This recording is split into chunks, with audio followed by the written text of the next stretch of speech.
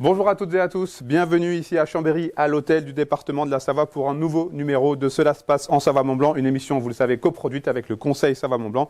Et pour m'accompagner tout au long de cette émission, j'ai le plaisir de recevoir M. Hervé Guémard. Bonjour. Bonjour. Vous êtes le président du département. Merci de nous accueillir chez vous. Président, il y a beaucoup de choses à dire pendant ces 13 minutes d'émission.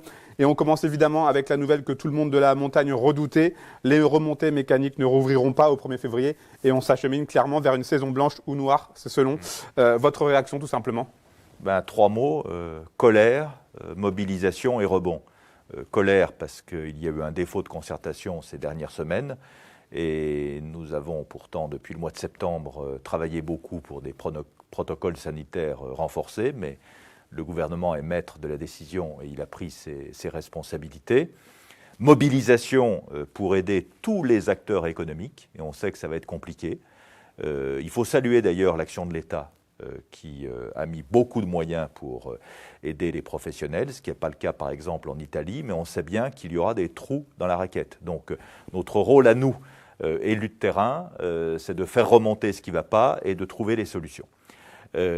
Ça, c'est pour la mobilisation. Et en fait, le rebond, nous devons absolument préparer l'après-crise parce qu'on sait qu'il y aura des lendemains très douloureux. Et donc, on doit repartir en avant et toujours avoir des projets d'avance. Je m'en suis encore entretenu il y a quelques minutes avec Christian Monteil, président du conseil départemental de la Haute-Savoie. Et nous pensons que dans cette relance de l'activité touristique, bien évidemment, Savoie-Mont-Blanc Tourisme a un rôle très important à jouer. Vous venez d'évoquer le terme de rebond. On sait déjà que cette saison qui se propage, qui s'annonce très compliquée, aura d'ores et déjà des conséquences très impactantes sur la saison d'été et sur la prochaine saison d'hiver. Alors, on a, pour la saison d'hiver actuelle, 2 milliards de pertes. Et nous espérons que nous n'aurons pas 4 milliards de pertes, puisque ça voudrait dire que toute la saison aura été annulée. Donc espérons encore qu'au-delà du mois de février, nous puissions encore avoir une activité économique, mais qui sera évidemment en très grande réduction. Je ne suis pas sûr d'ailleurs que ça impacte la saison d'été, puisqu'on a vu que l'été dernier, nous avons eu une excellente saison un peu partout. Donc nous travaillons ardemment sur la saison d'été. Et puis sur la saison d'hiver prochaine, il n'est pas encore temps d'en parler, mais ce que je pense au fond de moi-même, c'est que si toutes les conditions sanitaires sont revenues à la normale grâce à la vaccination qui aura fait ses effets, les gens auront encore plus envie de montagne et de ski. Vous y croyez encore? Ou savez-vous aussi à cette saison 2020-2021 où vous pensez, Non, mais aujourd'hui, on se rend bien compte qu'avec les vacances de février qui représentent 40% de la recette de la saison d'hiver, c'est quand même très compromis. Mais je pense que le plus on peut ouvrir quand même, mieux ce sera. Alors évidemment qu'il y a des grands opérateurs qui ne seront pas au rendez-vous, mais on voit que certaines stations ont une activité non négligeable avec d'autres activités, et y compris de grandes stations d'altitude qui aussi proposent d'autres activités. Ça n'aura rien à voir avec une saison de ski normale, il ne faut pas se raconter des histoires, on n'a pas l'habitude de se mentir à soi-même, mais il faut toujours faire le mieux possible. On enchaîne, Président, avec la vaccination. Vous l'avez évoqué. Elle a débuté pour la population, pour les personnes de plus de 75 ans et pour celles et ceux qui souffrent de maladies chroniques en début de semaine. Il y a une très grande affluence. Vous avez d'ailleurs visité plusieurs centres de vaccination dans le département. Est-ce que vous êtes satisfait pour le moment de cette campagne? On veut plus de doses. Alors, le point positif, c'est que mercredi prochain, normalement, tous les résidents d'EHPAD devraient être vaccinés, enfin ceux qui l'acceptent. Nous avons lancé avec le préfet la campagne la semaine dernière.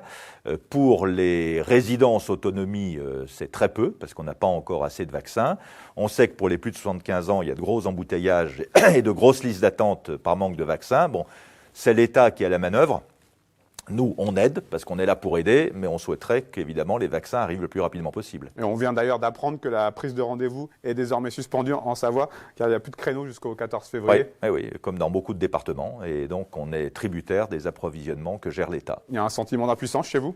Oui, parce que quand on regarde ailleurs en Europe, on sent que la vaccination, et dans le monde, que la vaccination va beaucoup plus vite et on a du mal à comprendre qu'un grand État comme le nôtre, avec autant de structures administratives, mais peut-être parce qu'il y en a trop, ne soit pas capable d'organiser une vaccination massive.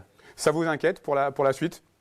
Moi, ce qui m'inquiète en tant que citoyen et en tant qu'élu, c'est de voir que nous avons un pays qui est, et je critique personne, hein, c'est un système dont n'est pas responsable le seul gouvernement actuel, mais on a un pays qui est en grande partie suradministré et qu'on n'est pas capable de faire une chose aussi simple qu'une campagne de vaccination. Je trouve qu'on a vraiment un examen de conscience à faire et que chacun doit balayer devant sa porte. On passe à notre troisième thématique du jour, Monsieur le Président. Fin décembre, le Conseil départemental que vous présidez a voté et adopté son budget primitif pour l'année 2021. On regarde le sujet et on en parle juste après. C'est à n'en pas douter tout sauf un hasard. C'est l'année de la crise économique liée à la pandémie de Covid-19 que le Conseil départemental de la Savoie aura voté son budget primitif le plus élevé de son histoire. Réunis ce matin à la mode Servolex, les élus savoyards ont adopté une mouture d'un montant total de 593 millions d'euros, soit une augmentation de 3,5% par rapport au budget 2020. C'est un budget d'action face à la crise, qui soutient, qui est solidaire, mais qui aussi investit pour l'avenir, parce que nous pensons à l'avenir de notre département qui doit se remettre après cette crise qui est la plus difficile qu'il traverse depuis des décennies, puisque la Savoie n'avait jamais été confrontée à cette triple crise sanitaire, économique et sociale. Avec une capacité de désendettement en baisse, une stabilité au niveau des dépenses de fonctionnement, des investissements de l'ordre de 152 millions d'euros, soit une hausse de 25%, et une érosion constante des recettes, la construction d'un tel budget peut s'apparenter à un vrai casse-tête. C'est compliqué, mais peut-être moins compliqué que dans d'autres départements, parce que nous avons depuis maintenant une douzaine d'années mené une politique budgétaire sérieuse, de bonne gestion, ce qui fait que nous sommes 3 fois moins endettés que la moyenne des autres départements français, ce qui nous donne la capacité d'emprunter quasiment à taux zéro, et donc ce qui nous permet de soutenir l'économie. Sinon, nous ne pourrions pas le faire. Une fois encore, la cohésion sociale au sens très large du terme, les infrastructures routières ou encore la transition écologique seront les principaux postes de dépenses pour 2021. L'adoption de ce budget aura néanmoins été marquée par l'abstention de vote de la part des 8 élus d'opposition du groupe Savoie pour tous. C'est une abstention positive, abstention parce que nous estimons que le département peut et doit être encore plus innovant, plus exemplaire et plus volontaire. Nous nous faisons aujourd'hui force de proposition. L'opposition, c'est pas uniquement dénoncer, c'est pas uniquement souligner ce qui ne va pas, mais il faut l'écouter. Moi, j'ai 30 ans aujourd'hui et ma génération, elle a besoin de voir de l'agriculture biologique encore renforcée. Elle a besoin d'un tourisme 4 saisons aussi. La montagne souffre, il faut l'entendre. Nous nous abstiendrons donc sur ce budget car il faut que le département change les règles sociales, change les règles écologiques, s'investisse encore davantage, mais nous ne nous y opposerons pas. Une fois n'est pas coutume, ce budget primitif a été adopté avant le 31 décembre. Un changement lié à la certification des comptes du département. Rendez-vous est d'ores et déjà pris pour une décision modificative de ce budget dans le premier semestre 2021. Hervé Guémard, on l'a vu dans ce reportage, il s'agit là du plus gros budget primitif jamais voté en Savoie. C'est plutôt bon signe ? Oui, parce que nous avons une capacité de rebond, précisément ce qu'on a bien géré depuis une quinzaine d'années maintenant, en n'augmentant pas les impôts, en se désendettant. Par exemple, il y a 10 jours, on a pu emprunter 10 millions d'euros à un taux négatif avec 7 ans de différé d'amortissement. Ce qui montre bien c'est que la signature du département de la Savoie est bonne sur les marchés financiers, puisque nous avons été le seul département à être noté AAA par l'agence Fitch. Donc je ne dis pas ça pour se donner le beau rôle, ce n'est pas le sujet, mais en tout cas ça nous donne une capacité d'action pour l'avenir, notamment sur notre budget d'investissement, puisque nous avons la dépense d'investissement par tête d'habitants la plus élevée de France. Donc ça veut dire des projets novateurs du département et des communes que nous aidons, avec de l'investissement qui soutient l'activité des entreprises, dans le domaine des travaux publics, dans le domaine des routes, dans le domaine des bâtiments avec les collèges, et puis avec une exigence environnementale que nous poussons beaucoup. Est-ce que ce budget aurait été identique sans la crise de la Covid-19 ? Je pense qu'il aurait été grosso modo à peu près équivalent, notamment pour le budget d'investissement, mais nous profitons de ce moment pour accélérer des travaux, notamment routiers, qui étaient prévus de longue date. Alors, par ailleurs, sur nos dépenses de solidarité, on a plus de dépenses, notamment pour le RSA, qui, comme dans tous les départements de France, augmente beaucoup. Et c'est grâce aussi à cette bonne gestion que nous pouvons faire face sur les dépenses de solidarité. On termine avec un épineux dossier, celui du futur stade municipal de Chambéry. On regarde ce reportage.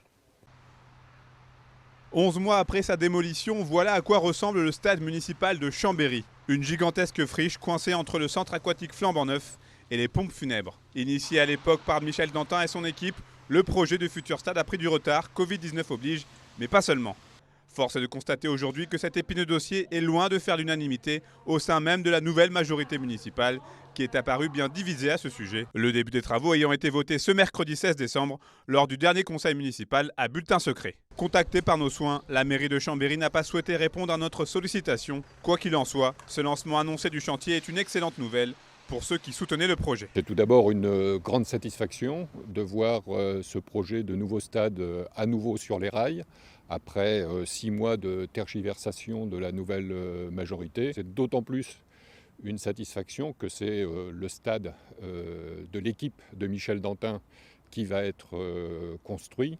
Donc manifestement, ce projet n'est pas aussi mauvais que certains ont bien voulu le dire. Sans attendre la décision de la ville de Chambéry, la région Auvergne-Rhône-Alpes, le Grand Chambéry et le département de la Savoie s'étaient conjointement engagés fin novembre à financer à hauteur de 10 millions d'euros la future enceinte sportive, dont le coût total est estimé à 26 millions d'euros. On a toujours dit qu'il fallait un stade digne de la Savoie et que depuis trop de décennies, le stade de Chambéry ne faisait plus l'affaire, n'était pas aux normes, et nous avons décidé d'apporter un soutien supplémentaire. Et donc nous sommes heureux que, grâce à nous notamment, ce projet puisse aboutir. Si les contours de l'équipement restent encore à finaliser, on peut dire que le nouveau stade municipal de Chambéry suscite beaucoup d'interrogations dans le microcosme politique chambérien. On est plutôt attristé dans la mesure où c'est un projet sur lequel on pouvait prendre le temps. Et ça aurait été bien qu'on prenne pas 15 ans, mais quelques mois supplémentaires pour affiner le projet et pour le rendre plus écologique et aussi plus social. Est-ce qu'aujourd'hui on a pris en compte, par exemple, la manière dont la circulation, la mobilité va évoluer à Chambéry et comment il faut qu'on la fasse évoluer? Non, pas du tout. Et le sport dans tout ça, le soc rugby, les Aigles en football américain et le Chambéry Savoie Football ont disputé leur rare rencontre de 2020 au Stade Magère. Mais la vétusté de l'ancien stade était un véritable frein pour le développement des 3 clubs résidents. Nous sommes bien obligés de se prolonger dans l'avenir, on n'a pas trop le choix. Aujourd'hui, pour continuer à évoluer au niveau où on évolue aujourd'hui, ce qui est aussi le cas du soc rugby, nous sommes obligés par contre d'avoir un nouveau stade qui remplit toutes les normes. Au vu des circonstances et du retard pris, le calendrier a été chamboulé. Une livraison du stade est espérée pour la rentrée 2022. Président, le futur stade, c'est ce qu'il convient d'appeler un sujet sensible.